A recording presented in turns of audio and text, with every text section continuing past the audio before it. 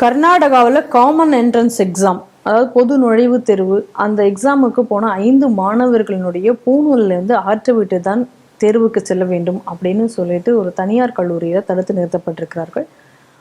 எங்கே அப்படின்னு சொல்லி பார்த்தோம் அப்படின்னு சொன்னால், பெங்களூரில் இருக்கக்கூடிய மடிவாலாவில் இருக்கக்கூடிய கிருபாநிதி கல்லூரியில் நடந்த அந்த தேர்வு மையத்தில் இப்போ அது தொடர்பாக அந்த 3 கல்லூரி ஊழியர்களையும் கைது செய்திருக்கிறார்கள்.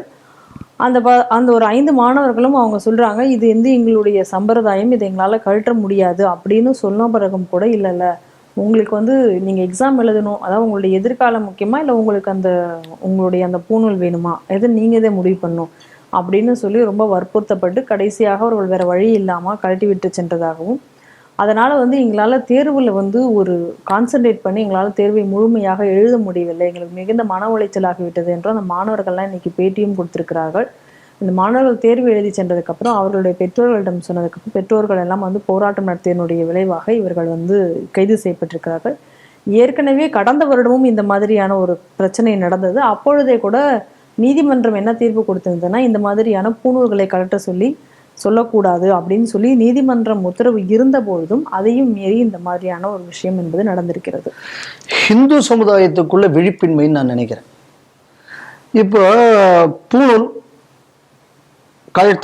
சட்டக்கிட்ட எல்லாம் கழட்டி உள்ள பூணூல் இருந்தால் கழட்டினா தான் எக்ஸாம் எழுத விடுவேங்கிறாங்க. சரி, இப்போ வேற ஆளுகளுக்கு பேண்டை கழட்டி பார்த்து அது சரியா இருந்தா தான் எக்ஸாம் எழுத விடுவேன்னா முடியுமா? ஏதாவது கழட்டி போட்டால் சரி பண்ணிவிடலாம். அதை என்னப்படி சரி பண்ணுவே? அது வளராது இல்லை. இந்த மாதிரி நீங்க மதச்சார்பின்மையை நாங்க ஸ்ட்ரிக்டா கடைபிடிப்போம்னு அங்க பண்ணி பாருங்க பார்ப்போம். எதை டெஸ்ட் பண்ண போனீங்களோ உங்க கழுத்துக்கு மேல இருக்கிற அந்த துண்டு இருக்காது. இந்துக்கள் வீதியில இறங்கி போராடுறத போன வருஷம் நடந்த உடனே அன்னைக்கு சரியான போராட்டம் என்பது ஒண்ணு நடந்திருந்ததுன்னா இன்னைக்கு இது நடந்திருக்காது.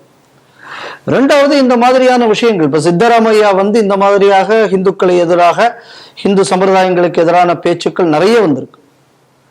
இதே விஷயத்தை அந்த மாநிலத்தை சார்ந்த மல்லிகார்ஜுன கார்கே செய்து வருகிறார். இதே விஷயம் நமக்கு புதுசு ஒன்றும் கிடையாது. இதே தானே தமிழ்நாட்டில் பண்ணானுங்க அந்த காலத்துல. பூனல் இருக்கக்கூடிய குடுமையா இருக்கிறேன் இவன் போராடலையா?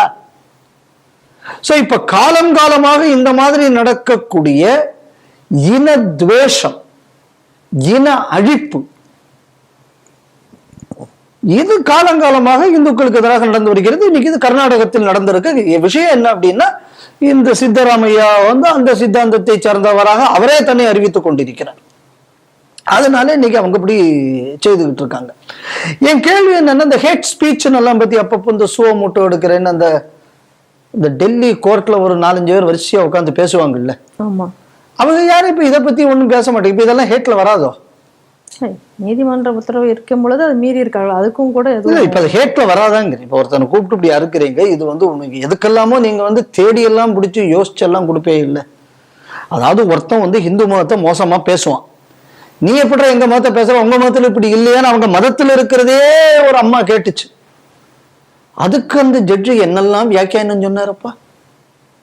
அந்த அம்மா வேற என்ன, நூபுர் சர்மா. ஏங்க அப்பெல்லாம் வியாக்கியானம் சொன்ன வாய் இப்பெல்லாம் எங்க போச்சு? வாடகைக்கு விட்டுருக்காங்களா வாயப்ப? அப்ப ஒரு ஹிந்துக்களுக்கு எதிராக என்ன வேணாலும் ஒருத்தன் செய்யலாம் இந்த நாட்டுல.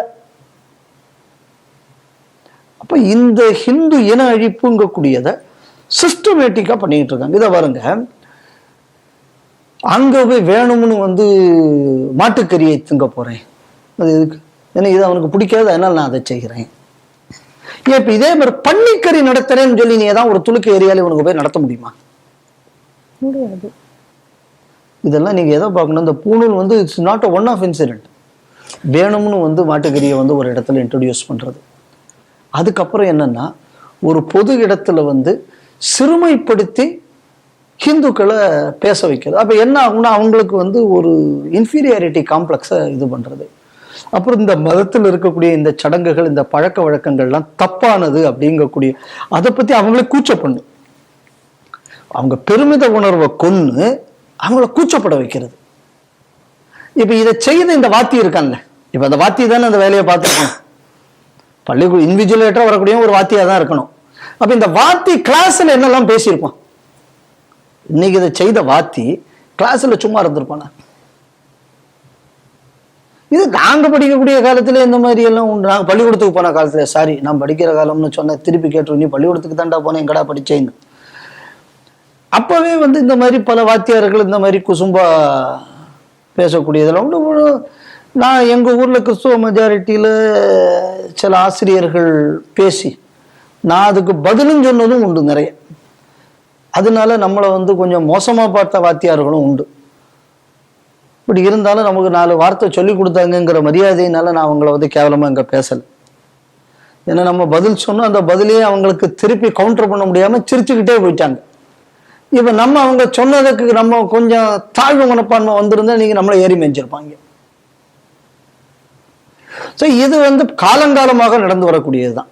ஏன்னா இது சுவாமி விவேகானந்தருக்கே நடந்திருக்கு. ஆனா சுவாமி விவேகானந்தர் அதை அட்டாசமா எதிர்கொண்டிருக்கார். இது அவருக்குள்ள வாழ்க்கை வரலாறு படிக்கும்போது நமக்கு தெரியும். ஸோ இது கிட்டத்தட்ட 120 150 ஆண்டுகளாக இது நம்ம நாட்டில் தொடர்ந்து இந்துக்களுக்கு எதிராக நடக்கக்கூடிய ஒரு வன்முறையாக இது பார்க்கப்பட வேண்டும். இந்த வன்முறை தான் இன்னைக்கு வந்து கர்நாடகத்தில் நடந்தேறி இருக்கிறது. இந்த இன்சிடென்ட் எல்லாமே ஹிந்து இன அழிப்புக்கான ஒவ்வொரு முனையிலிருந்து வரக்கூடிய தாக்குதல்களாக இதை பார்க்கப்பட வேண்டும். அப்ப இது கர்நாடகாவில் வந்து ரொம்ப அதிகமாக இப்போ அண்மை காலத்தில் வருதுக்கு காரணம் என்ன அப்படின்னு சொன்னா, அந்த சீஃப் மினிஸ்டரை ஓப்பனாக டிக்ளேர் பண்றாரு. இப்போ தமிழ்நாட்டில் நடக்குது. ஏன்னா இங்க உள்ள சீஃப் மினிஸ்டரும் டெபுட்டி சீஃப் மினிஸ்டரும் இதை அழிக்கிறதா என் நோக்கம்னே சொல்றாங்க. ஸோ அதனால இது வந்து ஏதோ ஒருத்தனுக்குள்ள ஒரு சின்ன குழு இல்லை. இந்த சின்ன குழுக்கள் ஏன் இந்த மாதிரி வேலை செய்யுதுன்னா, அரசாங்கங்கள் இவர்களுக்கு கொடுக்கக்கூடிய ஊக்கம்னு சொல்லணும். அரசாங்கம் இவங்களுக்கு கொடுக்கக்கூடிய பாதுகாப்பு மட்டும் இல்லை, இவனை நிச்சய நான் பார்த்துக்கிறேன் எது வந்தாலும் அப்படின்னு அரசாங்கங்கள் கொடுக்கக்கூடிய ஊக்கத்தின் காரணமாக இன்னைக்கு இந்த மாதிரியான ஹிந்து இன அழிப்பு கல்வி நிறுவனங்களில் நடந்து கொண்டிருக்கிறது. இப்போ என் கேள்வி என்ன அப்படின்னா, இந்த கல்வி நிறுவனங்களுக்குள்ள நோக்கம் என்ன? பாடம் சொல்லி கொடுக்கறது தானே. இதுக்காக வேண்டி தானே நீங்க உங்களுக்கு அரசாங்கத்துல பல கிறிஸ்தவ நிறுவனங்கள் இங்க உதவி வாங்குறீங்க. ஏன்டா அங்கவே மத பிரச்சாரம் பண்ண போறதுன்னு எதுக்குடா எங்களுக்குள்ள டாக்ஸ் பண்ணி உனக்கு எஜுகேஷனுக்கு கொடுக்கணும்? உன் பள்ளிக்கூடத்துக்கு எதுக்கு அரசாங்கம் வந்து பணம் கொடுக்குது? நீ கல்வியை வளர்ப்பதற்காக கொடுக்கக்கூடியது. கல்வியை வளர்க்கறத விட்டுவிட்டு அடுத்த வேலை செய்தாச்சுன்னா நீ அரசாங்க பணத்தை வேற விஷயத்துக்கு நீ போட்டேன்னு உன்னை ஜெயிலில் இல்லட போகணும்ப்பா. உனக்குள்ள லைசன்ஸ் இல்லையா கேன்சல் பண்ணியிருக்கணும். இந்த மாதிரி ஒரு 10 கல்வி நிறுவனங்கள் மீது எப்பொழுது அரசாங்கம் நடவடிக்கை எடுக்கிறதோ அன்னைக்குதான் இந்த மாதிரியான விஷயத்துக்கு முடிவு வரும். இல்லைன்னு இந்த மாதிரியான விஷயத்துக்கு முடிவு வராது. அதனால ஹிந்து இன அழிப்பு பள்ளி கல்லூரிகள் வாயிலாக எப்படி நடக்கிறது என்பதற்கு இது ஒரு கிளாசிக் எக்ஸாம்பிள்னு நான் பார்க்குறேன்.